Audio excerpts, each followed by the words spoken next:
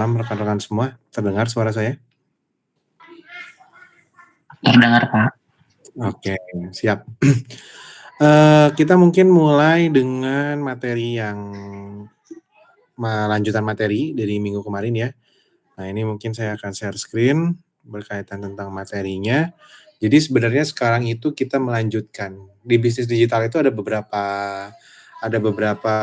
hal ya yang memang menjadi tujuan, menjadi dasar gitu ya. Pertama, pengenalannya adalah yang berkaitan tentang makna dari digitalisasi sendiri, itu sebenarnya sudah. Lalu yang kedua itu berkaitan dengan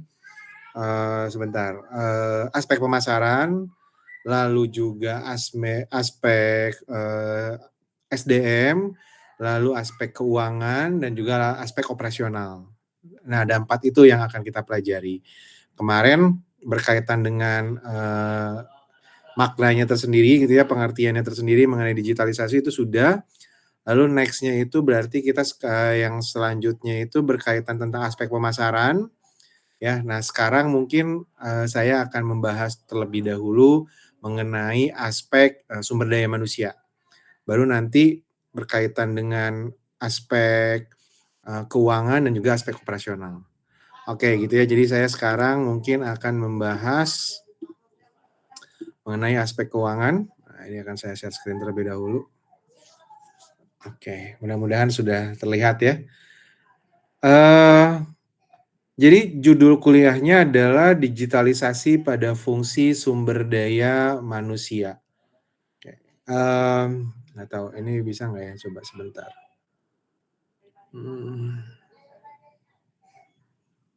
Sebentar ya. Ini sebenarnya saya butuh papan tulis.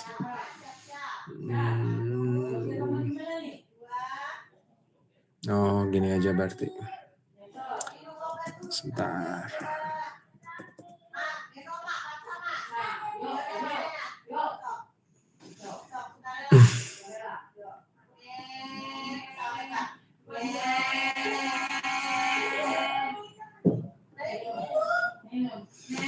Oke, sebentar saya share screen. Judulnya ini ya, karena ada beberapa hal yang perlu saya jelaskan juga mengenai dasarnya itu. Bentar, jadi saya perlu 2 device di sini.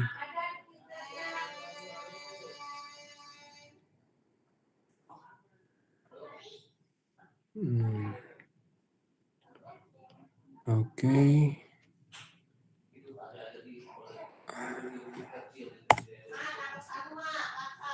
Nah, oke. Jadi judulnya itu ya. Jadi sekarang itu kita membahas mengenai aspek sumber daya manusia. Nah, sebenarnya dalam digitalisasi dari SDM sendiri kan kalau misalnya kita memang mampu gitu ya, ini perkembangannya terhadap digitalisasi itu juga akan menjadi sebuah hal yang baik gitu. Digitalisasi. Oke. Nah, tapi saya coba pengen mundur dulu sedikit gitu ya. Kenapa aspek antara SDM dan juga digitalisasi itu menjadi sangat erat kaitannya. Mungkin yang pertama kita bisa lihatnya dari sini teman-teman. Yang pertama itu adalah mungkin teman-teman pasti sebagian ada yang paham lah dengan siapa tokoh ini. Adam Smith. Dia filsuf gitu kan ya. Tapi bisa dibilang dia juga menjadi seorang ahli ekonomi karena berkaitan tentang filsufnya itu berkaitan tentang behavioral. Nah, ya panjang lah ceritanya ya. Adam Smith ini punya buku. Apa judulnya?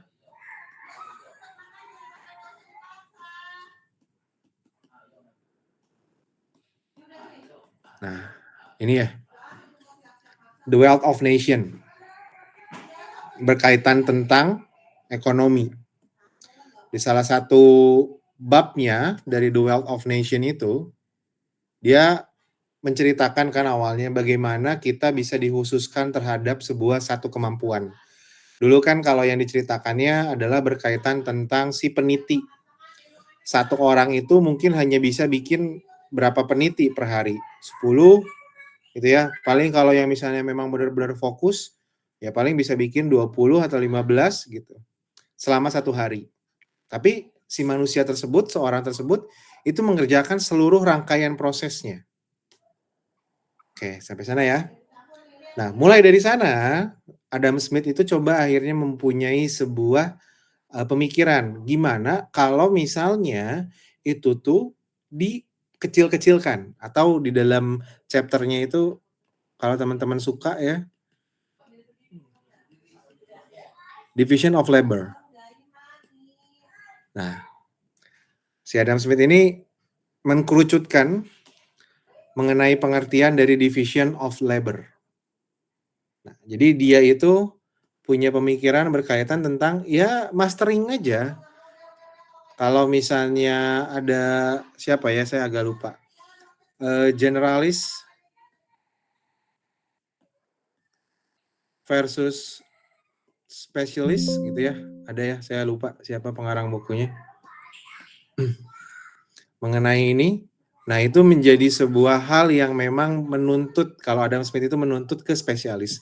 Jadi pembagiannya itu dibuat lebih kecil-kecil lagi tugasnya, dari setiap orang yang ada itu. Nah, gara-gara itu akhirnya produksi itu mengalami signifikan gitu, kenaikan yang signifikan.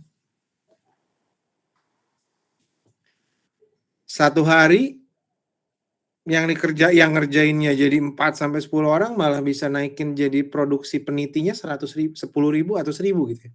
Saya agak lupa. Karena dia bilang katanya tuh, kalau misalnya memang manusia itu dihususkan ya, yang akan terjadi adalah produktivitas yang tak terbendung. Wah, ini kalimatnya menurut saya keren banget ini. Produktivitas tak terbendung. Jadi mungkin kalau sekarang anekdotnya kalau teman-teman ternyata belum bisa dibilang produktif mungkin ya, tugasnya terlalu besar. Nah, itu mah perihal lain lah ya. Nah, jadi berdasarkan hal tersebut mengalami perkembangan di revolusi industri dan segala macam, tugas-tugas yang dilakukan oleh manusia satu-satu gitu dan segala macam akhirnya tergantikan dengan mesin. Nah, kalau udah di sini berkaitan tentang mesin ya udah, ya karena ada alat yang memang ternyata lebih kuat daripada manusia, kapasitas produksinya bisa lebih besar, ya lalu juga, productivity dari produksinya juga sangat meningkat signifikan. Nah ini awal mulanya teman-teman, gitu. Kita sekarang kaitkan dengan digitalisasi. Jadi gimana dengan digitalisasi itu? Ya sama, dulu itu dilakukan sama manusia. Nah sekarang ada alatnya. Berarti dengan begitu, kita harus punya sebuah hipotesa bahwa mau nggak mau produktiviti kita itu juga akan meningkat, ya, akan meningkat.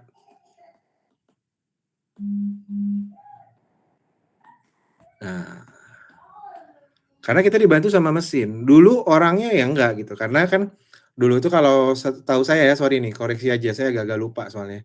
Jadi Adam Smith itu pertama mencontohkan dengan daging, lalu bir, dan roti.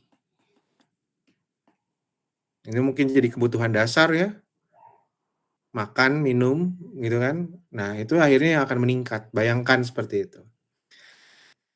Ada konsep digitalisasi, nanti kita di akhir saya harapannya kita bisa mempunyai sebuah pertanyaan atau kita akhirnya bisa menarik sebuah kesimpulan gimana bagaimana si Adam Smith menjelaskan hal tersebut di tahun berapa, saya agak lupa bukunya itu, 1940 atau 18 saya lupa ya.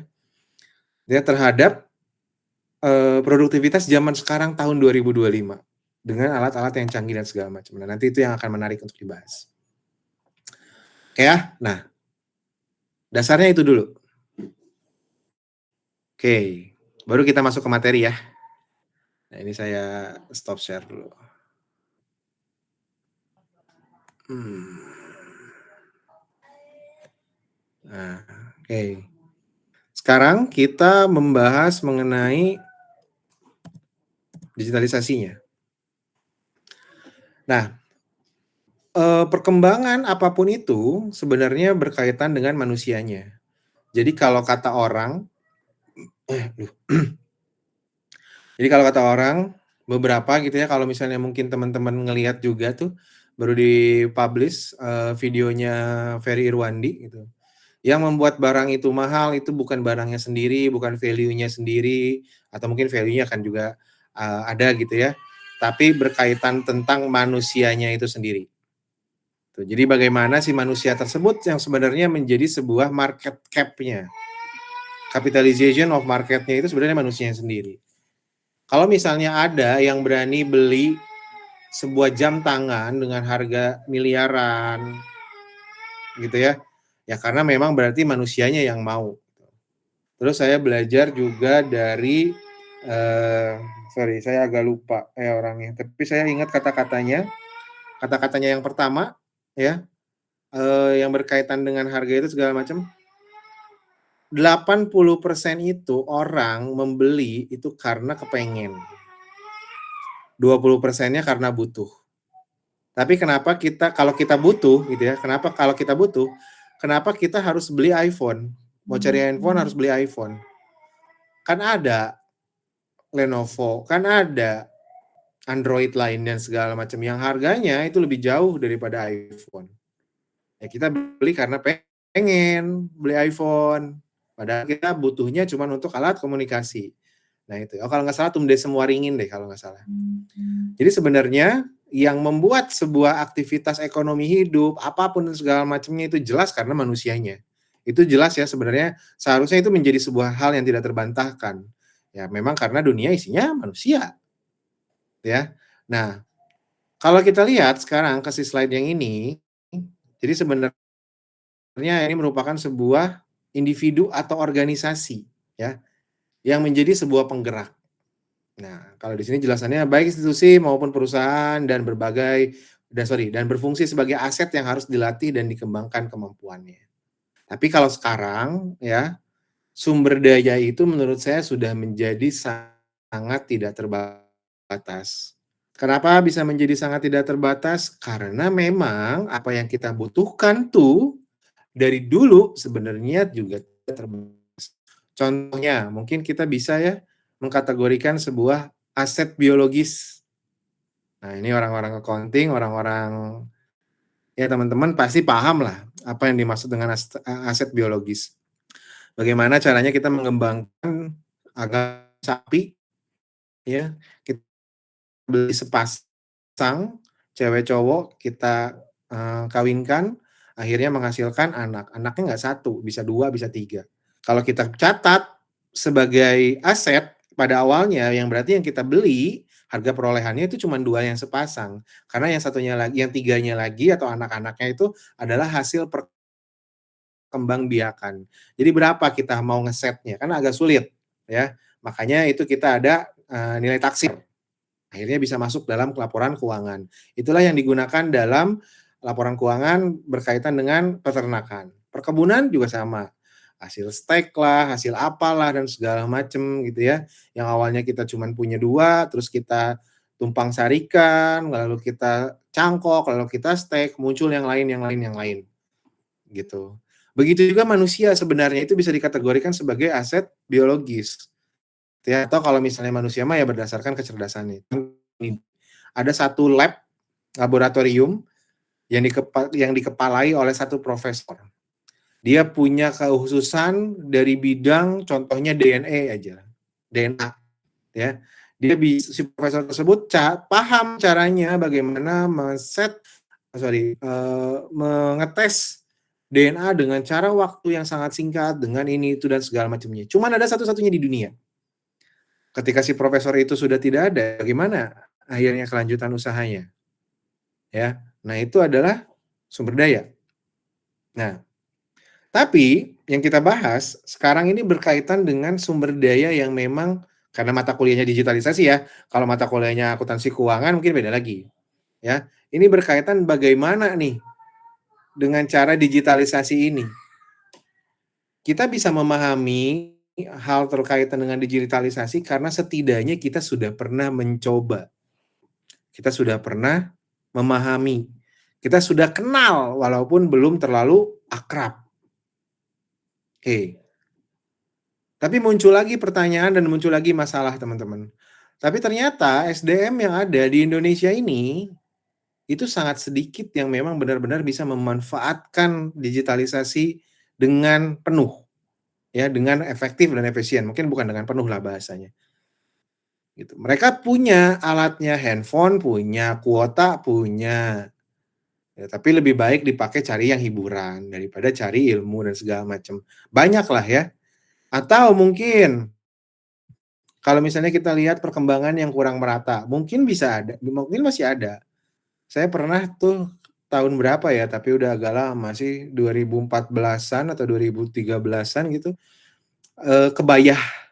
Bayah itu di daerah Banten, ya. Nah, pada saat itu saya ingat handphone saya itu sudah Samsung S3 Mini, gitu, dan udah ada kuotanya, udah bisa internetan lah, gitu. Orang di sana tuh belum ada, gitu loh, bisa, gitu. Rata-rata mereka ada yang punya, tapi memang segelintir orang aja lah, nggak banyak. Adapun, ya udah mereka untuk pakai buat gaya, bisa foto-foto, liburan, segala macam, kayak gitu-gitu. Nah, balik ke 2025, apakah hal tersebut masih ada? Kalau menurut saya karena Indonesia itu sangat kuat budayanya gitu ya, hal tersebut masih ada. Even gini loh teman-teman, ini saya bukan akhirnya menyudutkan ya, tapi kita melihat sebuah realitanya. Gimana di kampung adat Baduy Dalam, mereka mau pakai sendal pun jarang ada yang mau, apalagi menggunakan handphone, gitu ya. Nah, jadi bagaimana tuh akhirnya, apa nih yang perlu kita lihat dan segala macam, sehingga kita pasti nanti, nah ini harus di-share lagi, aduh agak repot nih. Nah,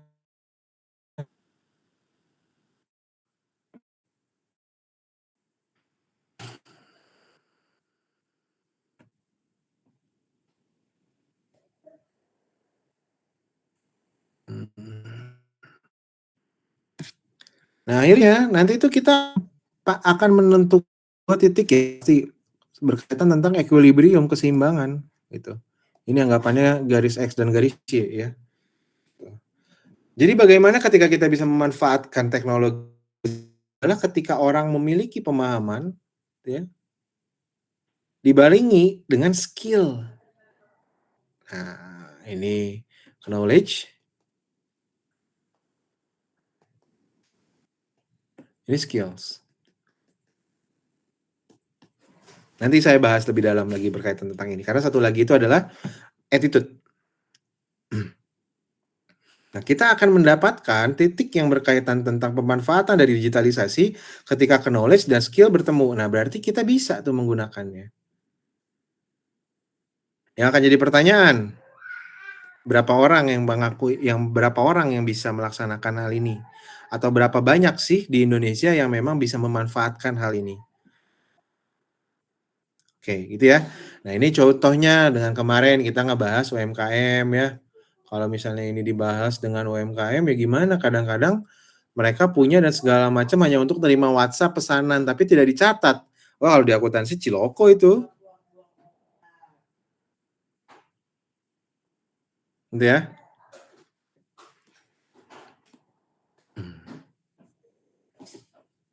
Nah, kita next deh, supaya mungkin lebih, eee, ter terbayangkan. Nah, selanjutnya ini adalah berkaitan dengan urgensi dari, sumber daya manusianya dalam bisnis bisnis digital. Kayak tadi lah.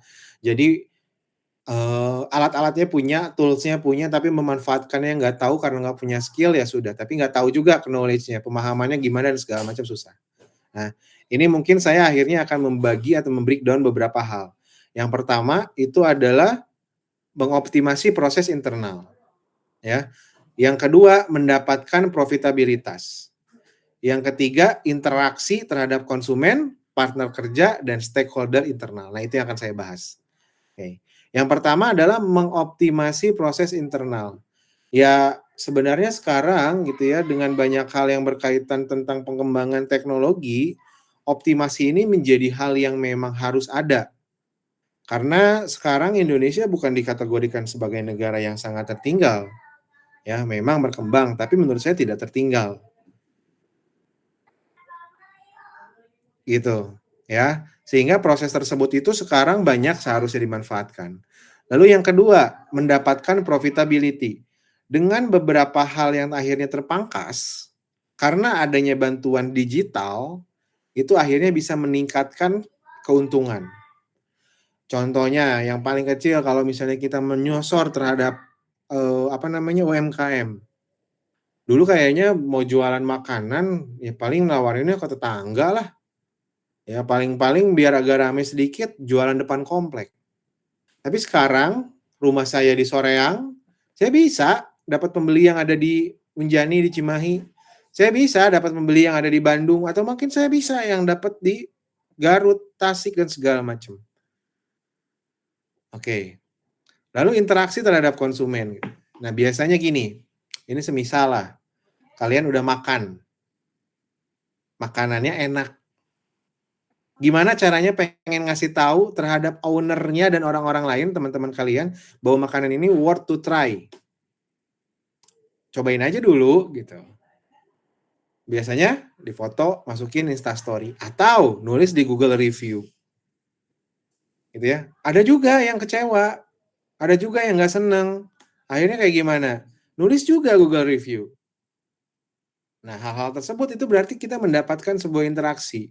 Dulu kalau misalnya memang belum ada hal-hal yang berkaitan dengan sosial media dan segala macam, yang bisa kita lakukan apa? Ya WOM, word of mouth gitu loh. Tapi WOM itu terbatas kan. Terbatas karena mungkin kita nggak bisa ngomong sama orang yang nggak kita kenal, jangan makan di sono, kagak enak." Nggak bisa kan, gitu. Nanti disangkanya, "Kenapa lu?" Gitu. Ya, next partner kerja. Saya yakin teman-teman yang sudah bekerja itu pasti punya partner kerja. Either itu one division atau the other division. Nah, gimana caranya kalian berkomunikasi? Gimana caranya kalian sending dokumen? Gimana caranya kalian, flowing the diagram gitu ya dan segala macamnya. Kalau misalnya itu semuanya by manual, ya sulit kan gitu ya. Saya mau ngirimin nih ke divisi A gitu. Ya udah divisi A adanya di plan-nya yang di site-nya site Sumatera, saya datang dulu ke Sumatera ngasihin dokumen. Terus saya balik terus ditelepon, "Ini ada revisi," balik lagi, wah susah.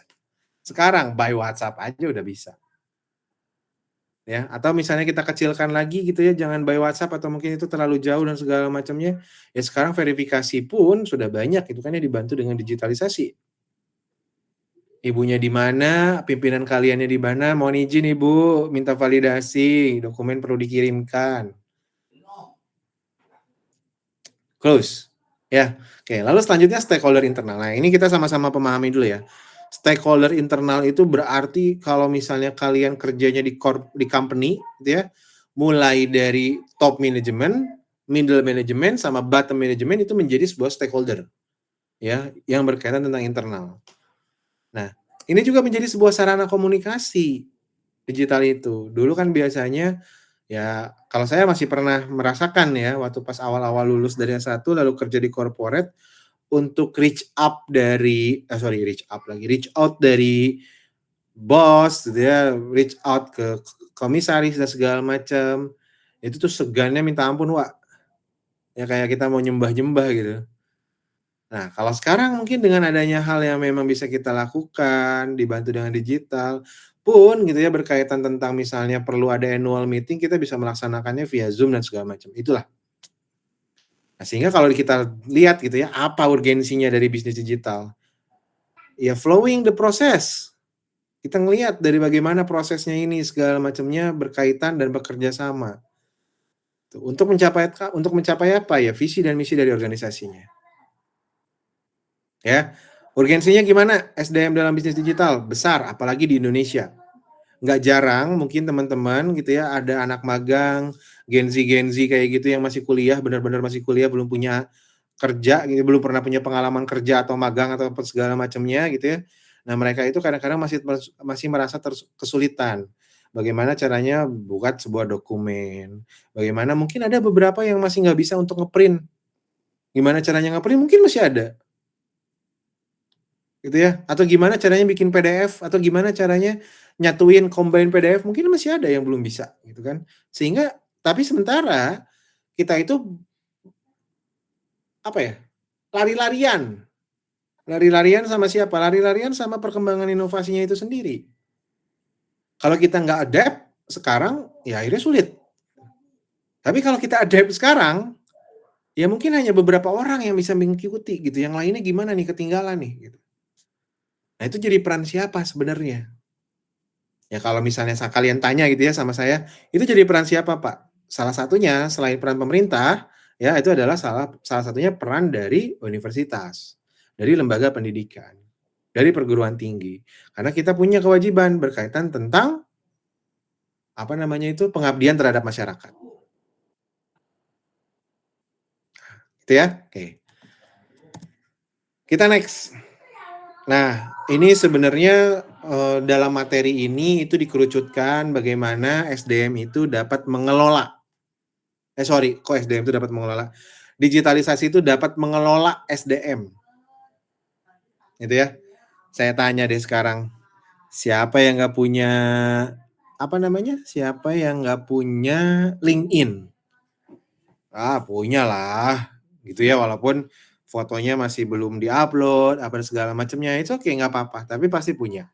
Karena kalau misalnya saya tanya, siapa yang nggak punya Instagram, kayaknya pada punya semuanya ya.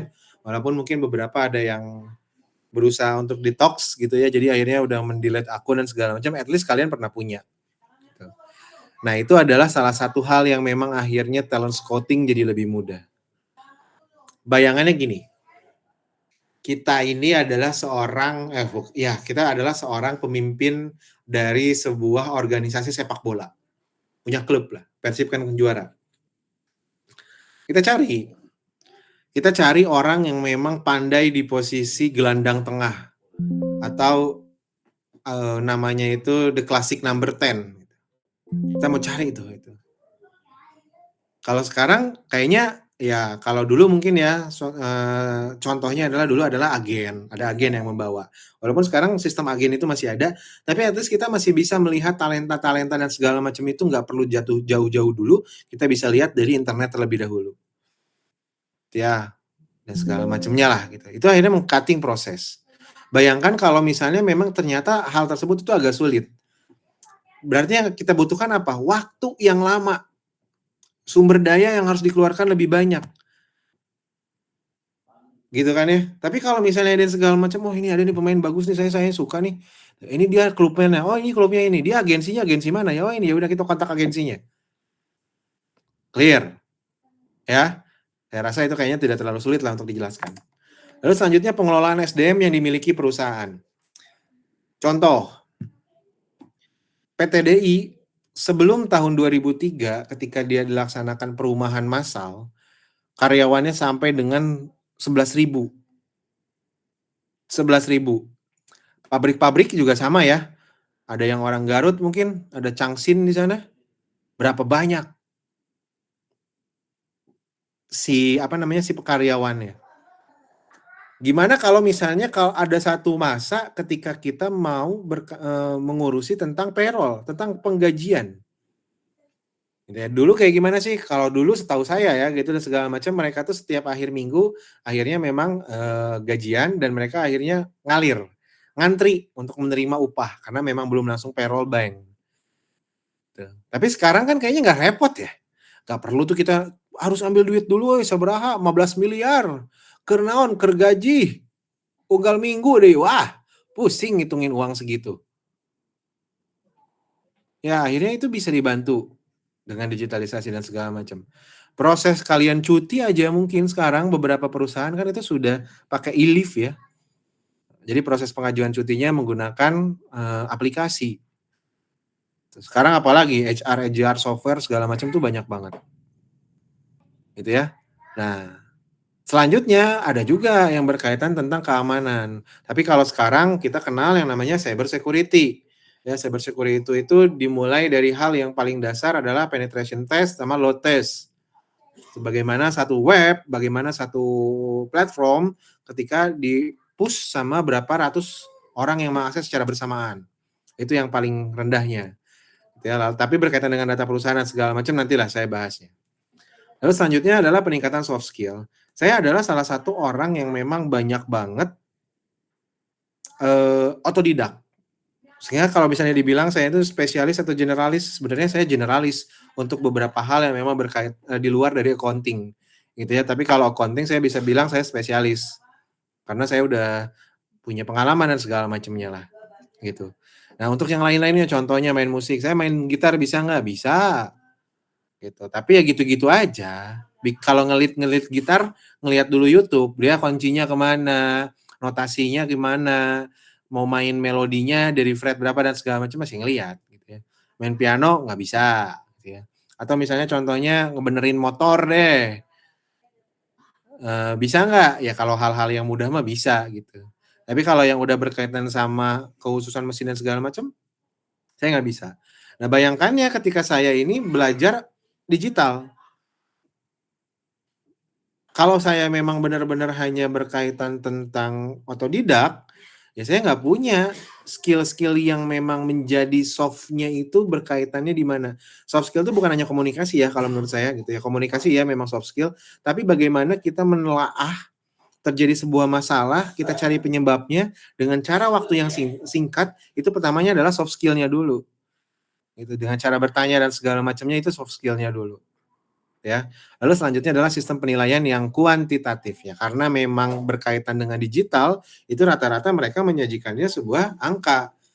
Nah, angka tersebut diolah menjadi data kuantitatif. Oke, kurang lebih seperti itu. Pengembangan SDM banyaklah ya. Saya rasa juga teman-teman yang sudah bekerja pasti adalah setidaknya setahun sekali mah peningkatan gitu.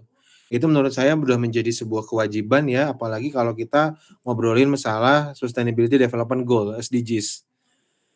Ya, salah satunya itu berkaitan tentang peningkatan dari si sumber daya manusianya sendiri, gitu ya. Nah, jadi teman-teman pastilah, ini kayaknya materi ini setiap tahun teman-teman juga dapat, tapi entah di bidang yang mana, ya bergantung kalau itu.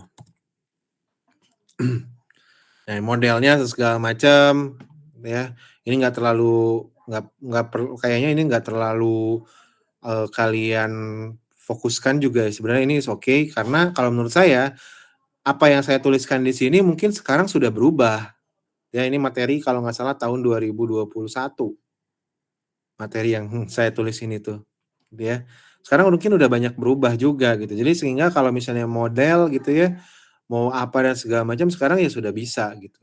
Kita mau baik berkaitan tentang manajemen risiko, kita mau berkaitan dengan perencanaan, kita mau berkaitan dengan evaluasi dan monitoring dan segala macam, ya sekarang sudah sangat berkembang. Semisal sekarang itu kalau saya lagi baca itu yang pertama fraud gitu ya, berkaitan tentang report to the nation, ACFE gitu kalau misalnya berkaitan tentang fraud itu. Terus juga kalau sekarang mungkin yang lagi ramenya SDGs gitu. Terus juga apa ya, saya lagi, ICOFR, International Control of Financial Reporting, gitu-gitu dan segala macam ya itu ya. Jadi itu udah bisa, mana yang bisa saya pakai untuk planning, mana yang saya bisa pakai untuk evaluasi, mana yang saya pakai untuk controlling. Nah itu kan beda-beda tuh. ICOFR, ICFE, Report to the Nation, segala macam banyak lah. SDGs dan segala macam. Nah itu tinggal kalian bagaimana caranya mengintegrasikan dari model-model tersebut. Sekarang susah nggak mengintegrasikan model-model? As long as kalian bisa train GPT dengan cara yang tepat, menurut saya itu bisa menjadi hal yang sangat mudah. Ya walaupun GPT kalian nggak premium pun nggak terlalu masalah. Gimana caranya nge-prompt aja mungkin sekarang mah. Sehingga sebenarnya sekarang itu kita harus sudah bisa ngikutin gitu dari hal-hal seperti itu. Nah, jadi kalau dulu saya nerangkannya ini adalah sekarang itu sudah kalau dulu ya gitu. Jadi bahasa dulunya itu adalah, saya itu suka, memberikan saran seperti sebuah software. Nah, contohnya itu. Nah, ini adalah HRM, Human Resource Management.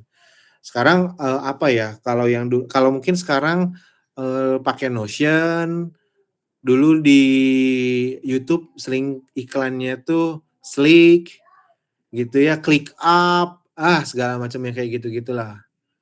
Nah, hal-hal tersebutlah adalah berkaitan tentang sebuah software. Nah, tapi sekarang software itu sebenarnya banyaknya gitu ya, sudah dikustomisasi mengikuti dari aktivitas organisasinya. Sehingga hal-hal tersebut itu sudah rata-rata setiap, organisasi sudah punya software-nya masing-masing. Nah, itu yang membuat jadi berbeda gitu ya. Nah, ini fungsinya untuk apa aja? Menambah nilai value added ya bagi customer, karena dengan seperti itu akhirnya kita bisa lebih mudah gitu ya, kita punya keleluasaan untuk lebih fokus terhadap customer, bagaimana customer orientation-nya dan segala macamnya. Lalu juga kita bisa menekan dari biaya, karena memang akhirnya mesin yang dilakukan berulang-ulang. Ya, selanjutnya berkaitan tentang, risiko gitu ya. Nah, risiko ini juga sebentar. Nah, risiko ini juga segalanya macamnya kan, perlu dipantau ya. Risiko itu tidak bisa nggak bisa dihindari gitu ya, tapi kita bisa maintain. Lalu juga berkaitan tentang inovasi. Nah, semakin banyak tools atau bukan semakin banyak, dengan adanya tools kita memang akhirnya bisa memanfaatkan waktu-waktu penting kita untuk melaksanakan sesuatu hal yang memang lebih fokus terhadap satu hal yang memang sedang dituju. Oke, kurang lebih seperti itu. Nah, ini juga contoh ya, ini juga kayaknya menurut saya memang harus di-update, udah nggak terlalu relevan. Nah, digital bisnis sendiri itu kan sebenarnya kalau kita bahas di awal, pengertiannya itu ya sebuah proses bisnis gitu ya, tapi yang memang, berada di ranah digital. Sehingga beberapa tools lainnya gitu juga itu akan sangat-sangat itu akan mengikuti. Ya ini contohnya ya, sekarang ada yang di ini enggak, apa sih, Perbendaharaan Negara gitu ya, apa ya, bener ya BPN ya? Saya lupa lah namanya, gitu. Lalu ada yang di Bapenda mungkin atau apa dan segala macam, ya. Mungkin sekarang antara iProk dan supply chain itu mungkin deket. Sekarang kan karena semuanya sudah menggunakan, iProk ya, pengadaan apapun segala macamnya itu sudah menggunakan, e-procurement. Ya itu juga berkaitan dengan supply chain-nya. Nah, lalu juga itu dikemas dalam sebuah information system strategi. Ya. Nah, akhirnya apa yang digaungkan kalau misalnya kita contohnya ke pemerintahan gitu ya, akhirnya apa yang digaungkan? Sekarang sebenarnya berkaitan dengan pengadaan barang dan jasa di SKPD, di tingkat kementerian, di tingkat apa dan segala macam. Nggak tahu kalau tingkat desa udah pakai atau belum. Itu semuanya sudah menggunakan proses digital. Kita sudah meng-go digitalkan. Nah, nyambung tuh kan, jadi akhirnya kan. Terus juga kalian, kalau misalnya mau, nggak tahu ya, mungkin mohon izin nih, kalau misalnya tidak semuanya ASN, berkaitan tentang pengurusan pangkat dan golongan, panggolnya dan segala macam. Itu kita perlu ngupdate, saya udah ikut seminar ini, saya udah ini, itu, dan segala macamnya. Nah, jadi hal-hal tersebut itu sudah, bisa terintegrasi, seharusnya dengan seperti itu. Nah, bayangkannya ya teman-teman ya, ini dulu karena kebetulan, orang tua saya juga, guru gitu ya, guru SMP, usia berapa ya waktu itu saya, dia lagi bikin, sertifikasi guru ya. Nah, sehari semalam teman-teman, itu semalaman terus aja ngoprek dan segala macam gitu. Nah, kalau misalnya tidak dibantu dengan pemahaman mengenai digitalisasi, ya akan sulit gitu. Ujiannya juga kan udah beberapa sekarang udah pakai, computer based test gitu ya, CAT, computer assisted test dan segala macamnya. Nah, ini yang akan saya bahas. Oke. Tadi saya ngelihatnya mungkin saya memberikan, apa namanya, gambarannya itu berkaitan dengan hal-hal yang, wah sangat utopia sekali kalau misalnya kita bisa dapat, memberikan nilai tambah dengan adanya digitalisasi.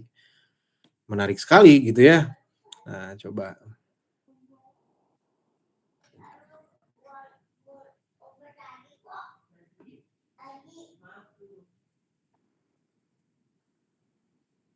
Bentar ya, ini saya harus pindah juga masalahnya, aduh. Mmm. Nah,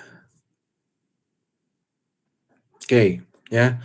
Tadi itu ada skill, knowledge, dan, attitude. Semisal contoh sekarang kita bilang, membahas mengenai e-prok.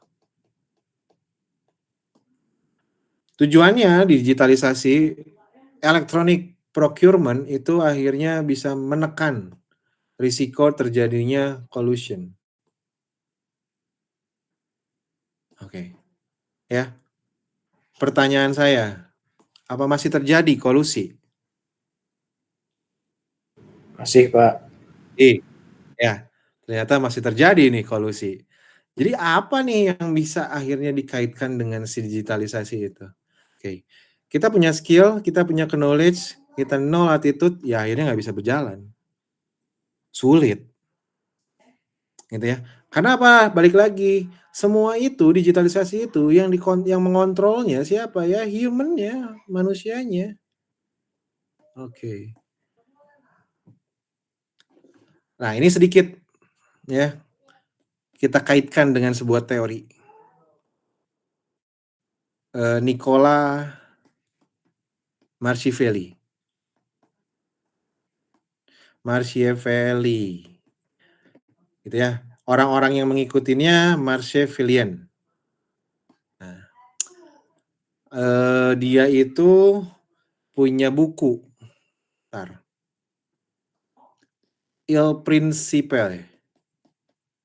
Dia orang Itali, ya.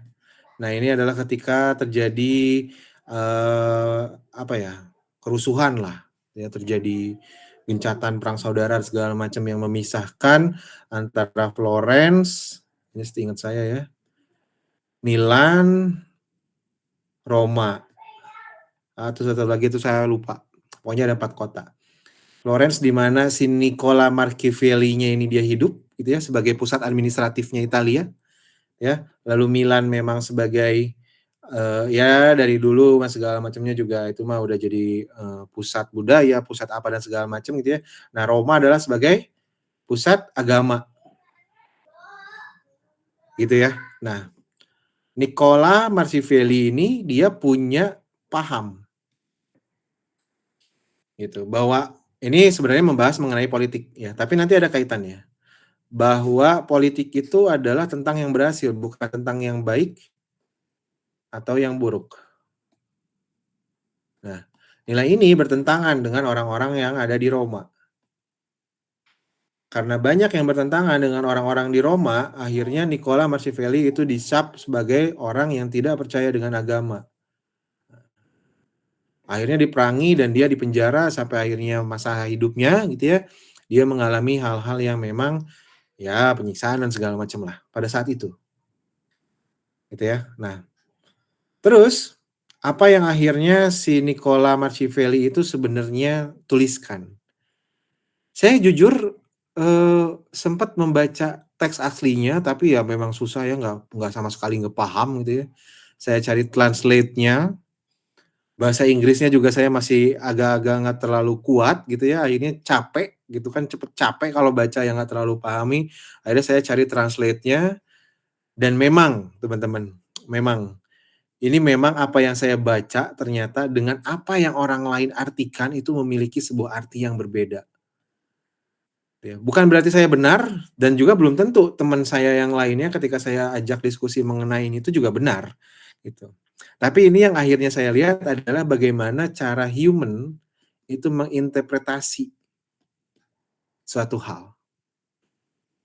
Oke ya, contohnya ginilah tadi, Machiavelli ngomong, tidak ada politik itu adalah tentang yang berhasil, bukan tentang yang baik, tentang yang buruk bukan, gitu. Kalau orang agama kan ngomongnya, ya cari yang baik lah, gitu ya, dan segala macamnya. Yang saya artikan, berarti berkaitan tentang hal tersebut ya, Machiavelli ini dalam tanda kutip ketika dia menulis sebuah bukunya itu, dia itu memang menekankan oh ternyata politik itu memang sekejam itu. Untuk apa? Untuk tujuan. Nah, baik itu halnya yang buruk, baik itu halnya yang baik, ketika tujuannya memang dia ingin dapatkan, dia nggak peduli gitu. Bukan artinya si Machiavelli ini akhirnya dalam tanda kutip, "Ya nggak apa-apa lu jadi pemimpin nggak apa-apa, lu nggak perlu ngeliatin yang baik tentang yang buruk, tapi visi dan misi lu kena nggak?"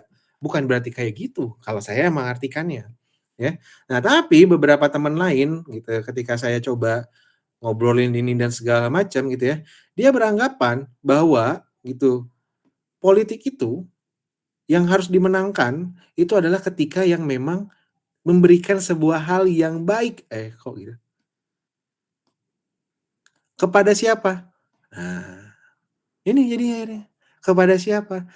Mau ke pengikutnya, mau ke investornya, mau ke siapa dan segala macamnya. Nah, itu kan akhirnya perbedaan ya, itu akhirnya perbedaan. Begitu juga ketika kita bahas ini dengan tadi nih, dengan yang si ini. Nah, ketika kita punya knowledge, ketika kita punya skill, kita nol attitude, ya akhirnya sulit, gitu ya. Nah, human, manusia, itu menjadikan sebuah hal, sesuatunya itu bergerak berdasarkan apa yang memang mereka inginkan.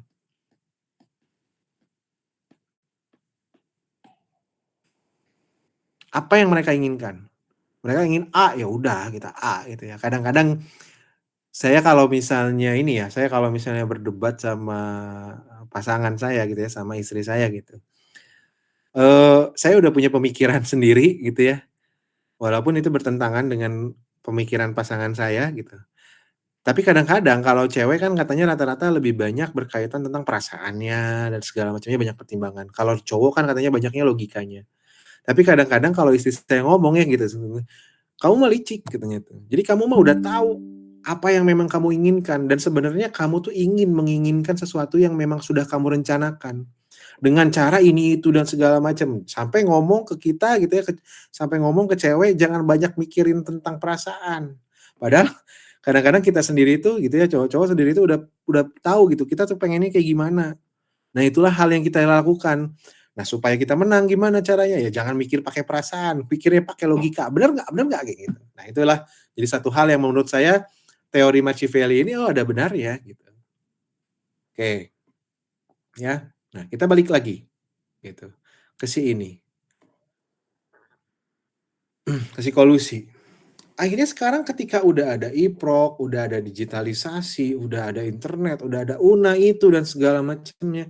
Kenapa ini masih terjadi? Ya karena selama ini masih digunakan oleh manusia.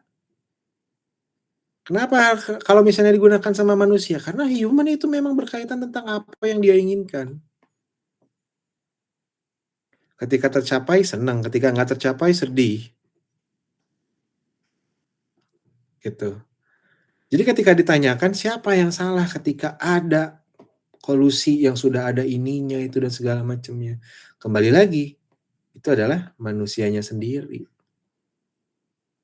Jadi jangan dijadikan salah paham bahwa digitalisasi itu malah membuka ceruk yang lebih dalam untuk melaksanakan kolusi, korupsi, nepotisme, fraud sekalipun,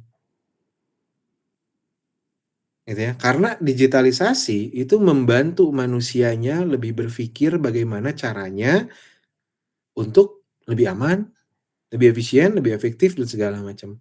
Tapi karena adanya keinginan dari human, ya dari orang, manusianya, ya, itulah yang dicari dengan memanfaatkan kelemahan digitalisasi. Nah, oke teman-teman, kurang lebih materi mengenai sumber daya manusia dan digitalisasi seperti itu. Selanjutnya kalau ada teman-teman yang ingin bertanya, silakan.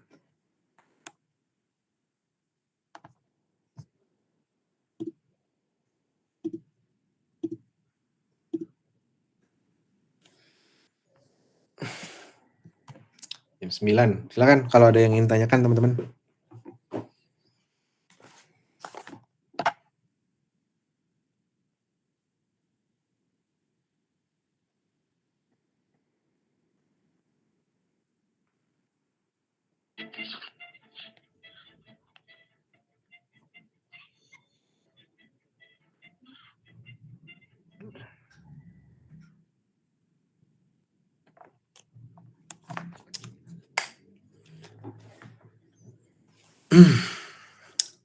Kalau berkaitan tentang behavior itu akan selalu menarik ya, dan behavior itu memang lebih banyaknya pada manusia. Market ada nggak behavior? Ada ya.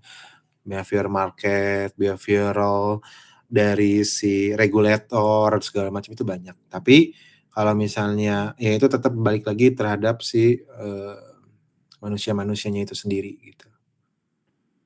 Ada yang ingin didiskusikan teman-teman malam ini? Pak, izin bertanya Pak. Iya silakan Mas Andi. Agak permasalahan lain sih. Ini kan sering banget ya Pak ada isu kalau misalnya 2029, 2030 tuh bakal gelap gitu ya Pak. Kayak contohnya perkembangan AI yang lumayan eksponensial itu bisa mengganti kerjaan-kerjaan kasar gitu kan. Sama suplai tenaga kerja kita yang sangat amat tinggi, padahal usia produktif juga lagi gila-gilanya kan Pak. Sedangkan sektor formal kan nggak bisa menampung itu semua. Terus ditambah lagi FDI kita tuh rendah banget Pak, apalagi gara-gara kasus yang Fishery itu kan. Sampai perusahaan-perusahaan itu lebih condong ke Vietnam semua sekarang kan. Karena ya di sana regulasinya lebih enak dan nggak seribet di Indonesia, sama stimulus-stimulus dari pemerintah kayak misal dari pengadaan barang jasa pun kuenya itu buat orang-orang tertentu aja ya Pak. Nah, dari variabel-variabel itu menurut Bapak gimana Pak? Apakah masih optimis di 2030 bakal oke atau emang bakal gelap Pak? Oke. Sip, terima kasih. Pertanyaannya menarik ya. Walaupun dari sudut pandang beberapa orang ini memang menjadi hal yang perlu diberikan perhatian khusus gitu. Dan juga sebenarnya saya memberikan perhatian khusus gitu. Foreign direct investment dari luar memang sekarang itu pada mental. Contohnya Apple gitu ya. Lalu juga Tesla yang katanya udah digadang-gadang segala macam gitu. Tapi memang yang masuk itu dari BYD gitu ya, dari Cina dan segala macam. Tetap ada yang masuk, tapi memang dulu yang direncanakannya sekian tidak terrealisasi in 100% gitu. Nah, ditambah lagi dengan perkembangan dari si manusia Indonesianya. Kita ngomongin Indonesianya. Nah, sekarang sebenarnya kalau misalnya kita lihat gitu ya, oke, tadi ada contoh, ada pertanyaan mengenai salah satunya AI gitu. Nah, saya ada di pihak yang percaya bahwa AI itu memang masih akan sangat berkembang eksponensial, ya, gitu. Karena apa? Karena akan di waktu yang akan datang, ketergantungan orang terhadap kecerdasan buatan itu akan semakin membesar. Itu akan semakin membesar, gitu. Dengan dilatihnya si artificial intelligence juga membuat artificial intelligence tersebut semakin pintar. Bayangkan kalau misalnya yang menggunakannya 100.000 orang sehari dengan semua topik 100.000-nya berbeda-beda. Berarti dalam satu hari dia bisa belajar 100.000 topik. Sementara kita belajar satu topik aja, satu malam aja kadang-kadang belum bisa. Gitu ya. Oke, itu.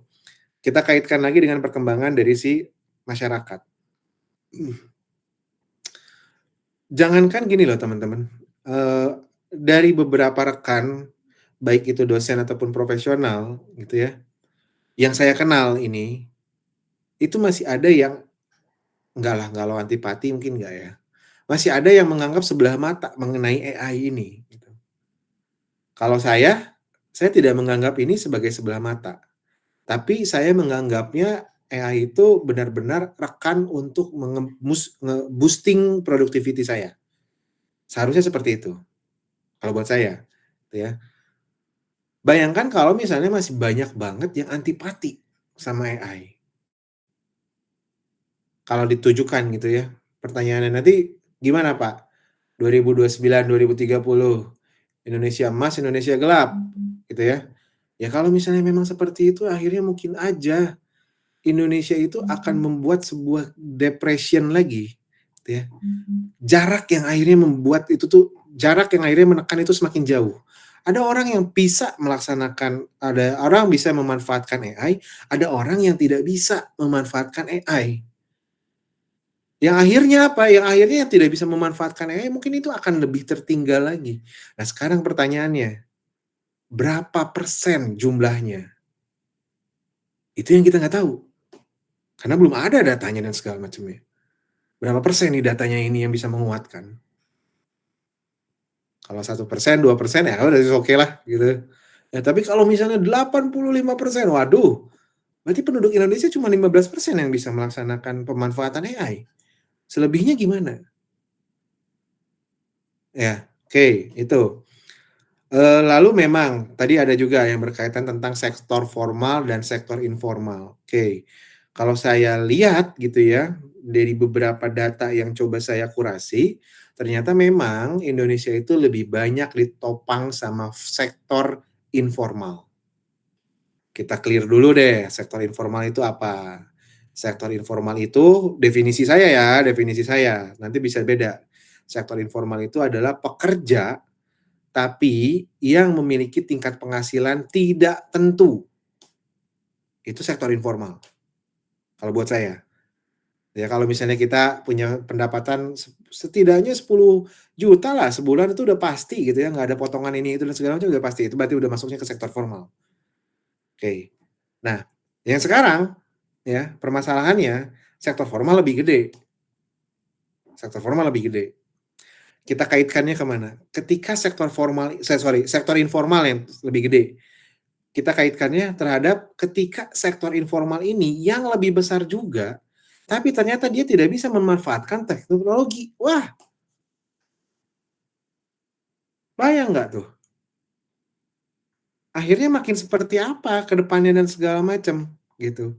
Nggak mungkin juga kalau menurut saya, nggak mungkin juga ketika ada orang-orang yang ada kerja di sektor informal, lalu dia tidak bisa mengikuti perkembangan teknologi, sehingga hidupnya dia harus ditopang sama yang kerjanya di formal atau setidaknya dia paham memanfaatkan teknologi karena mereka punya penghasilan. Itu juga nggak jadi bagus. Oke, kebijakan ke sana bisa nggak? Ya bisa aja, bisa aja. Kenapa bisa aja?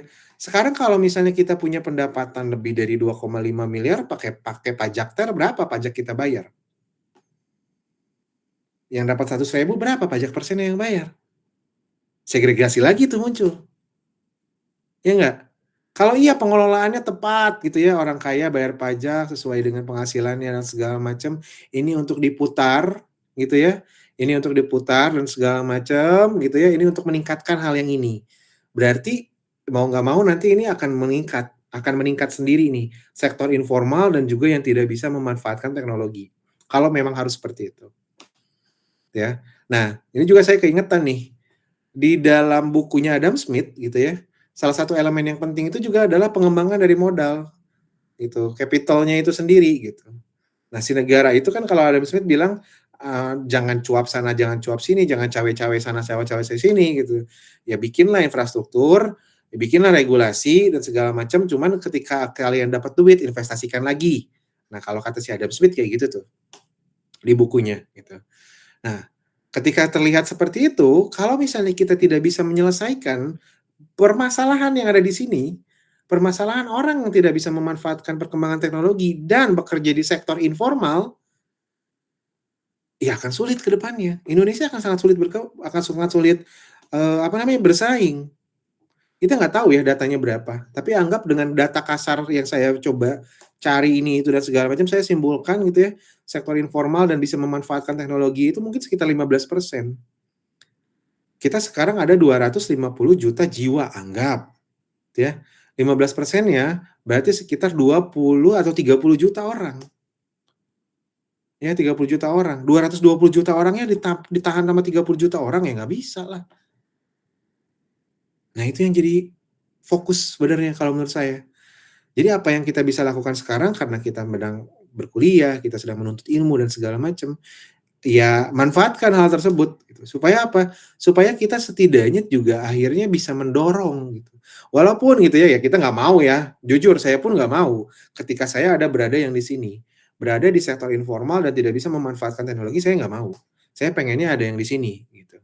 At least saya bisa menjadi, pengguna adaptif lah sama penggunaan teknologi.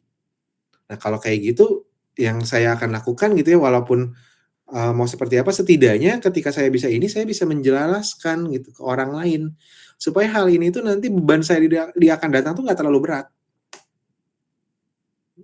Nah, jadi kalau saya bilang sekarang jawabannya optimis atau pesimis?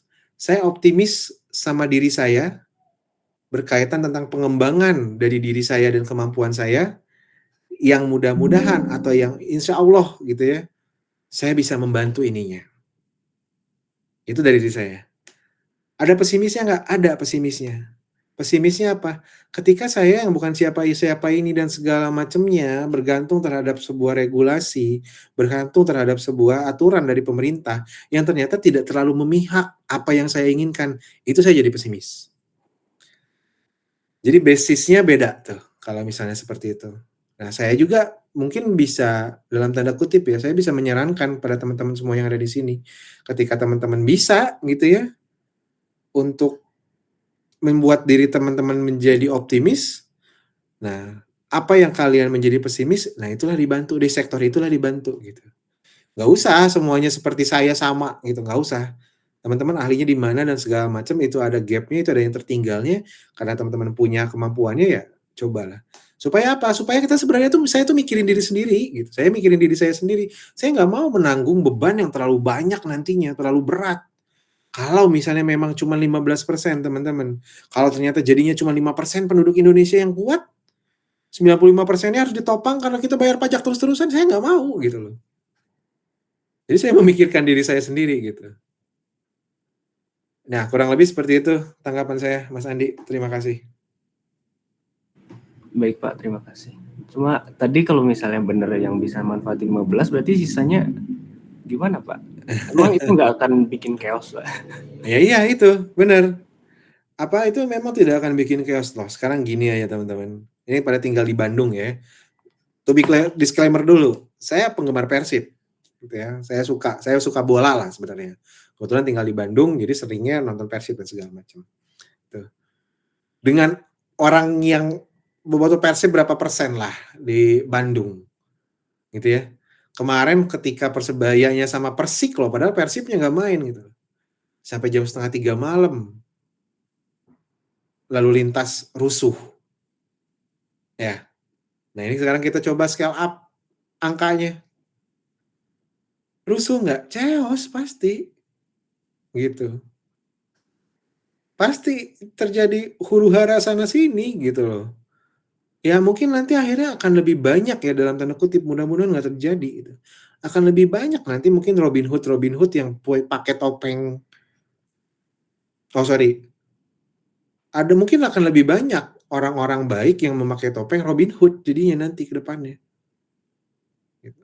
Nah itu yang perlu diwaspadai juga gitu. Kalau saya mempelajari gitu ya, Robin Hood itu sebenarnya dia bukan melakukan kebaikan sebenarnya.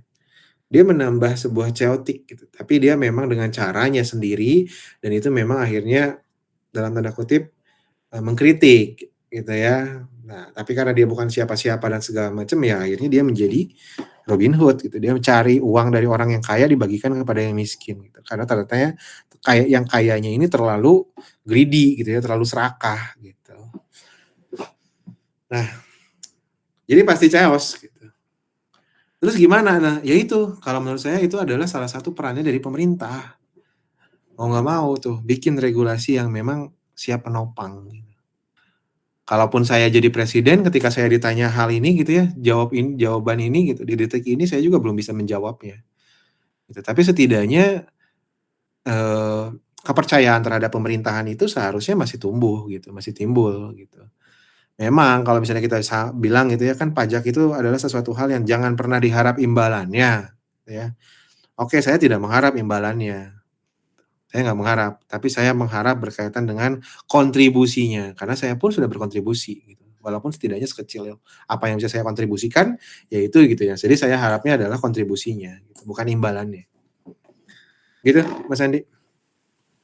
Baik, terima kasih Pak. Siap. Ada lagi teman-teman yang ingin didiskusikan? Oh, udah 9:30 ya. Oke.